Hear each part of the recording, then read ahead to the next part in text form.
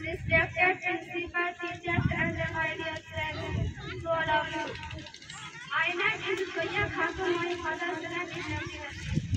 Today I am going to speak on the topic discipline in simple language means do whatever it is something that affects you. Order, control, it is of two types of influence, discipline and discipline. The discipline of a kind is important in life as it helps us to achieve success. In life it helps us.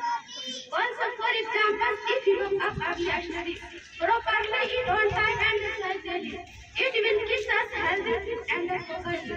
Our lives are incomplete without discipline. Hence, it is one of the key element of our lives. It may look difficult to make it a part of our lives, but gives a lot of benefits. Once we don't eat, thank you.